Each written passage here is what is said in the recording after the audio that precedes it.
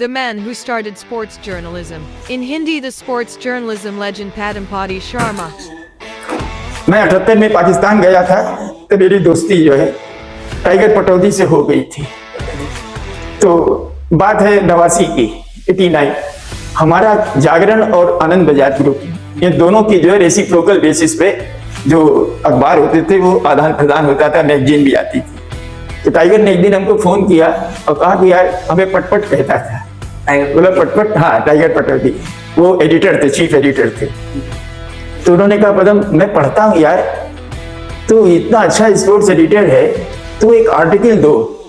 मैं sports world में इस समय अपने जमाने की बहुत बेहतरीन मैगजीन होती थी वीकली, आनंद बाजार चैप्टर, तो वो जो है उसमें मैं तुम्हारा आर्टिकल देना चाहता हूँ। बस आ गया एक हफ्ते के बाद।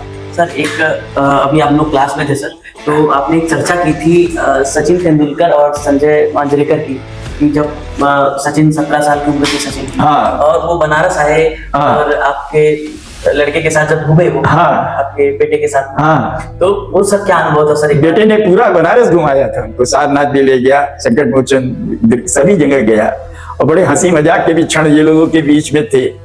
तो बार बार वो कुछ मजाक करते थे, सचिन तो कह देता था कि देखो पापा को पता लगा तो तुम्हारी बड़ी पिटाई करेंगे, बहुत पिटाई। तो दशक का 70वां, जब इस देश ने इमरजेंसी को देखा, जब इस देश ने पाकिस्तान और बांग्लादेश का विभाजन देखा, जब इस देश ने न्यूक्लियर टेस्ट देखा, और उसी 70 की दशक में बनारस का एक युवा निकलता है स्पोर्ट्स जर्नलिज्म यानी खेल पत्रकारिता में का एक नया आयाम सेट करने के लिए, एक नया आयाम बनाने के लिए, और वो अपने जीवन में कई सारे ऐतिहासिक इंटरव्यूज, कई सारे ऐतिहासिक लोग, कई सारे ऐतिहासिक पर्सनैलिटीज से मिलता है।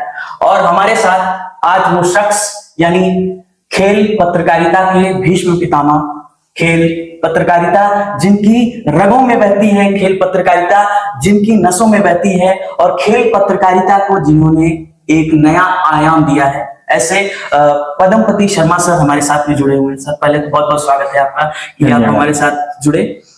सर आपने अपने जीवन में ना जाने कितने मैचों को देखा होगा, ना जाने कितने मैचों के आप साक्षी रहे होंगे, ना जाने कितने ही खेल के जो धुरंधर रहे हैं उनसे आप मिले होंगे, कितने ही बादशाहत शख्सियत के जो लोग रहे होंगे, ऐसे लोगों से आप मिले होंगे।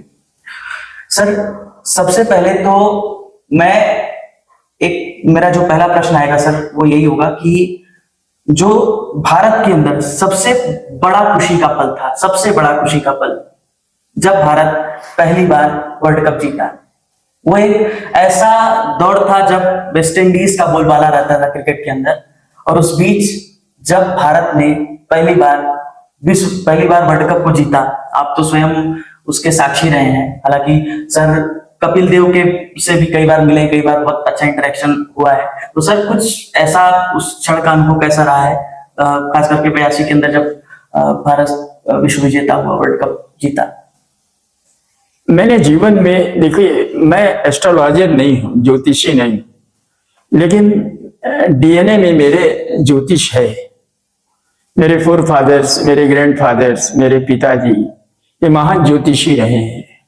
हमारे पिता और ग्रैंडफादर, जो हमारा ज्योतिष कार्यालय था विश्वनाथ जी पे, भृगु सम्राट, ज्योतिष सम्राट लिखा जाता था, लेकिन हम लोगों को कभी ज्योतिष पढ़ाया नहीं गया और कसम खिलाई गई कि ज्योतिष नहीं पढ़ोगे। लेकिन चूंकि वो डीएनए में था, तो ईश्वरीय कृपा से मैंने प्रिंट में कम से कम 25 से 30 साल दिए हैं, और मैंने जो भी प्रेडिक्शन किया है, एक प्रेडिक्शन मेरा जो है आज तक सही नहीं हुआ, लेकिन मुझे कोई इसका अफसोस भी नहीं है। क्यों? क्योंकि एक टीम पिछले 2 वर्ल्ड कप में एक पिद्दी सी पूर्वी अफ्रीका को हरा पाई, अदरवाइज सारे मैच हारी। और वो जब इंग्लैंड खेलने जा रही थी तो बड़ा से बड़ा क्रिकेटविद, समालोचक, विशेषज्ञ ये भविष्यवाणी नहीं कर सकता था कि वो टीम प्रूडेंशियल कप, विश्व कप हाथ में लेके वापस आएगी। तो मैंने लिखा कि अगर हम सेमीफाइनल में भी पहुंच गए तो ये बहुत बड़ा चमत्कार होगा। और जब इंग्लैंड की धरती पर कपिल और उसके जाबाज साथी उतरे तो मीडिया बहुत बड़ी प्रेस कॉन्फ्रेंस सभी करता था और इंग्लिश करस्पॉन्डेंट का वर्चस्व हुआ करता था। तो उन्होंने कपिल से पूछा कि आप की टीम और आप तफरीह करने आए हैं यहां। तो कपिल गंभीर हुए और उन्होंने कहा, मैं तफरीह करने नहीं आया हूं, मैं कब घर ले जाने के लिए आया हूं। तो एक हंसी का बहुत बड़ा, जिसको कहते हैं, ठहाका गूंजा और वो व्यंग में था कि देखिए क्या बोल रहा है। लेकिन जब 25 जून 1983 को जब प्रिंस चार्ल्स के हाथों से कपिल ने प्रूडेंशियल कप अपने हाथों में लिया तो जो हंसने वाले थे, एक ने तो कहा था कि मैं जो लिख रहा हूं इसको मैं निगल जाऊंगा, उस शख्स ने वाकई में उसको निगला और उनकी बोलती सभी की बंद हो गई। और इसका जो कहते हैं कि बानगी अपने पहले ही मैच से भारत ने दे दी थी, वेस्ट इंडीज को पटखनी दे दी अपने पहले लीग मैच में। तब भी लोगों को ये फ्लूक है, लेकिन जीता। अब क्या मानसिकता थी। जब वो टेस्ट मैच खत्म होता है करीब करीब रात को 12 साढ़े 12 बजे, मैं इंग्लैंड नहीं गया था, मैं रेडियो पे था, टेलीविजन तब तक नहीं आया था हमारे यहाँ, वो आया 84 में। तो मैं बीबीसी और ऑल इंडिया रेडियो दोनों को मिला के, ऑल इंडिया रेडियो पर भरोसा कम था, बीबीसी पे ज्यादा भरोसा था क्योंकि बड़े स्टालवर बैठते थे, तो एक जिसको कहते हैं रिव्यू, वो हमको मिल जाती थी। तो जब खत्म हुआ, जब एक लंबी दौड़ लगाते हुए अपने पीछे जाके कपिल ने मद्दीपा की गेंद पर जब विव रिचर्ड को आउट हुआ, तब मुझे लगा कि यार ये भारत तो जीत जाएगा। 183 कोई बहुत बड़ा स्कोर नहीं है, लेकिन ये भारत, ये वेस्ट इंडीज के लिए 183 पहाड़ जैसा स्कोर होगा। उसी समय मुझे लगा। और जब समापन हुआ और जिस समय मैं घर लौट रहा था, तुम विश्वास करो, मेरा घर करीब 4-5 किलोमीटर था।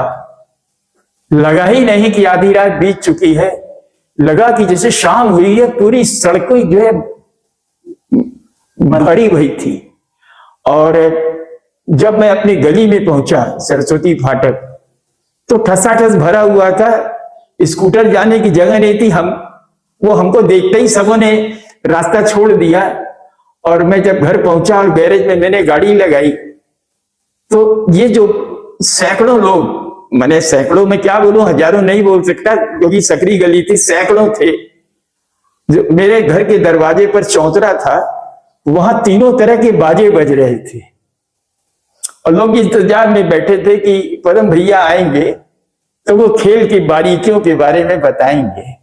हमारे पिताजी की तबीयत बहुत खराब थी और नीचे की बैठक में वो लेटे हुए थे। हमारी माँ थी, तो हमारी माँ ने कहा कि ये भाई शोर हो रहा है, इसको बंद कराइए। भैया जी की, तो भैया जी कहते थे पिताजी को सब लोग, तो अपने एक हमारे छोटे भाई को उन्होंने कहा, तो हमारे पिताजी ने कहा नहीं नहीं, बजने दो, लग रहा है कि भारत वर्ल्ड कप जीत गया, बजने दो बाजा। और जब मैं पहुंचा तो लोगों ने हमको घेर लिया और ये कि गेंद के बारे में उन्होंने हमसे पूछा। तो आप सोचिए कि वो जो जिसको कहते हैं कि वो अपूर्व उत्साह, ऐसा मैंने अपने जीवन में नहीं देखा था। भारत ने 2011 में भी वर्ल्ड कप जीता, लेकिन वो खुशी, वो हर्षोल्लास जो 83 में हमने देखा था, उसकी वो छाया भी नहीं था। हालांकि मैं एक बात बताना जरूरी समझता हूं कि 25 जून 1983 की बात है और 3 जुलाई 1983 हमारे पिताजी नहीं रहे। और उसकी भी एक कहानी है, ये मैं पाठकों को बताना जरूरी समझता हूं। एक पत्रकार की जिंदगी में कई ऐसे मौके आते हैं जब उसे भावना और कर्तव्य की कश्मकश में जूझना पड़ता है। वो खुद को चौराहे पर पाता है और उसके लिए चुनना मुश्किल होता है कि वो किधर जाए, इधर जाए या उधर जाए। हमारे सामने भी यही चुनौती थी। मैं ऑफिस में था, मैं उस जमाने में 2 ही लोग होते थे, तो हमारा जो असिस्टेंट था वो दिल्ली गया हुआ था एक शादी में, मैं अकेला था। और विंबलडन फाइनल था, और विंबलडन फाइनल था, John McEnroe, Chris Louis, New Zealand का खिलाड़ी अनसीडेड था, वो फाइनल में पहुंचा था। और मैं बीबीसी से, कमेंट्री से वो विंबलडन को कवर करता था। तो फाइनल मैच था। अचानक मैं 6:30 बजे शाम के भारतीय समयानुसार शुरू होता था, और मैं जब स्विच ऑन किया तब तक घर से फोन आ गया कि आपके पिताजी की तबीयत बहुत खराब, उनको जॉन्डिस थी, आपके पिताजी की तबीयत बहुत खराब हो गई है और आपको बुला रहे हैं। अब मेरे सामने धर्म संकट कि कोई है नहीं, तो मैं अपने जो एडिटर थे वहुदूद नाथ सिंह, मैं उनके पास गया। हमारे पिताजी को जानते थे, उनके पास वो गए भी थे, ज्योतिष दिखाया भी। हमने कहा कि बाबू साहब ऐसे ऐसे भैया जी, हम लोग भैया कहते थे पिताजी को, भैया जी की तबीयत बहुत खराब है, उन्होंने बुलाया। बोला तुरंत जाइए। तो हमने कहा कि बाबूजी ये बताइए, आज विंबलडन फाइनल है और हमारा नया अखबार है, 81 में लॉन्च हुआ था जागरण, तो अगर मैं चला गया तो कवरेज नहीं होगी। बोला तो क्या हुआ, नहीं होगी तो नहीं होगी। मेरा माथा चकरा गया, मैं कुछ नहीं बोला। मैं आके अपनी टेबल पर बैठ गया अपने चैम्बर में, और एक फोरमैन को बुलाया। हमने कहा ये टेलीफोन है, हर 20 मिनट में घर टेलीफोन मिला करके और पूछते रहो कि पिताजी का क्या हाल है। और मैंने ये तय किया कि नहीं, मुझे कवर करना जरूरी है। मेरा कर्तव्य जो है मेरी भावनाओं पर हावी हो गया था।